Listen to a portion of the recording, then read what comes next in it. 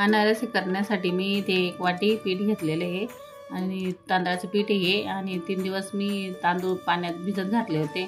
ते स्वच्छ धुवून फॅन खाली वाळून घेतले आणि नंतर मिक्सरला मी फिरून घेतले आणि चाळणीने चाळून घेतले. चाळणीने चाळल्यानंतर मग अशा प्रकारे मी पीठ हे वाटीभर काढलेले आहे.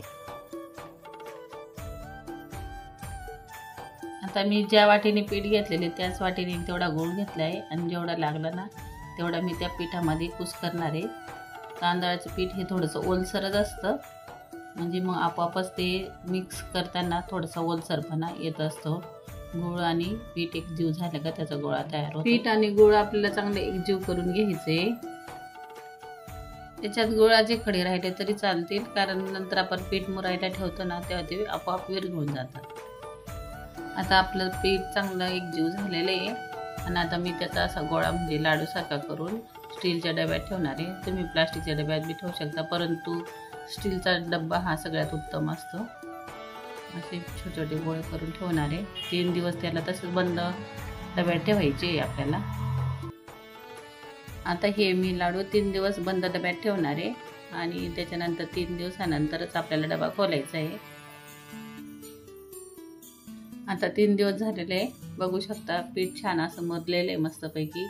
आता ह्या पिठाला आपल्याला एकदम असं एकजीव करून घ्यायचं, मळून घ्यायचे चांगलं असं. बघू शकता खूप मऊ झालेलं आहे छानपैकी.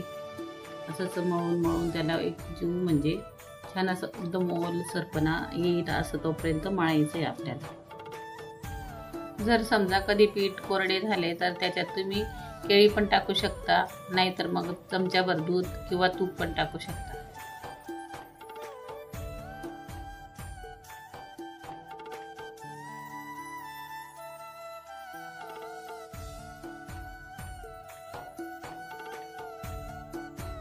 याच पद्धतीने आपलं चांगली मशागत करून अशा प्रकारे मळून गोळा तयार करायचा आहे. तुम्ही बघू शकता पीठ छान असं मऊ झालेलं आहे मस्तपैकी. मी याच्यात केळी वगैरे किंवा तूप तेल काहीच घातलेलं नाही. आता आपल्याला मी इथे ना पेढ्याच्या आकाराचे गोळे घेतलेले. तुम्हाला पाहिजे तर तुम्ही तुमच्या पद्धतीने तुम्ही गोळे घेऊ शकता आणि खाली खसखस टाकलेली त्याच्यावरच तो गोळा असं गोल गोल भिंगवती. असं गोल गोल करून त्याचा आकार मोठा झाला ना म्हणजे आपला अनारसा तयार झाला आहे.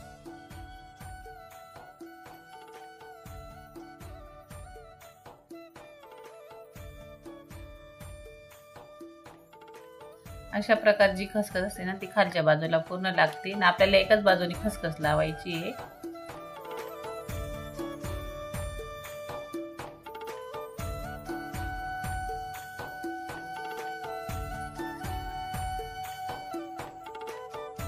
आता माझे इथे सर्व अनारसे असे तयार करून घेतलेले आहे मी आणि तेल पण तापलेले आहे. आता एक एक करून मी आता अनारसा तळून घेणार आहे आणि आपल्याला गॅस असा मंद ठेवायचा आहे जास्त नाही, म्हणजे तो अनारसा लाल नाही होणार. आणि वरून आपल्याला चमच्याने म्हणा, पळीने म्हणा किंवा झाऱ्याने म्हणा असं वरून आपल्याला अनारसावर तेल टाकायचं आहे, म्हणजे वरची बाजू भाजली जाते किंवा शेकली जाते, तळली जाते.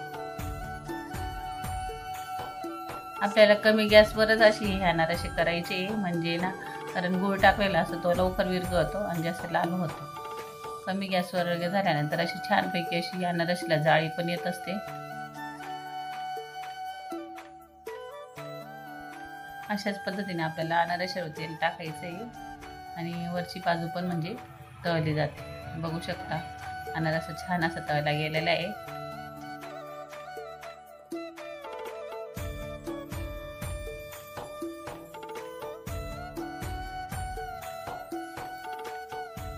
बघू शकता आपला अनारस छान असा तळला गेलेला आहे आणि जी खसखसची बाजू आहे ना ती आपल्याला वरती करायची आहे आणि एकाच बाजूने अशी तळायची आहे. बघा छानपैकी असं मस्त छान दिसतोय, मीडियम मस्त कलर हे, जसं लाल पण नाही काळपट पण नाही, खूप सुंदर दिसतोय अनारसा.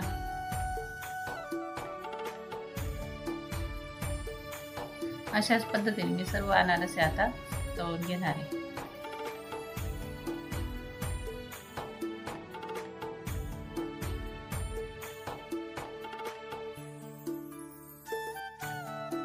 बघू शकता ह्या अनारशाला पण खूप अशी सुंदर जाळी तयार झालेली आहे. तुम्ही जर अशा पद्धतीने तयार केलं ना तर तुमचे परफेक्ट असे अनारसे तयार होतील. बघू शकता छान असं मस्त अनारस तयार झालेला आहे। आता मी ते सर्व अनारसे असे तयार करून घेतलेले आहे। मस्त कुरकुरीत खमंग असे अनारसे तयार झालेले आहे आणि वास पण छान येतोय।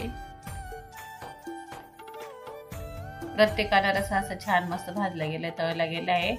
प्रत्येकाला जाळी आलेली आहे, असा ही की नाही लाल पण झालेला आहे किंवा काळा पडलेला आहे किंवा कच्चा आहे। खूप छान दिसत आहेत बघा, सुंदर अशा प्रकारे तुम्ही अनारसे करून बघा, कारण तेलकट पण होत नाही आणि फसत पण नाही, म्हणजे सुटत नाही, असं व्यवस्थित होतात। नक्की करा। रेसिपी आवडल्यास लाईक, शेअर, सबस्क्राईब करा। पुन्हा भेटू अशाच नवनवीन व्हिडिओ सोबत। तोपर्यंत बाय बाय।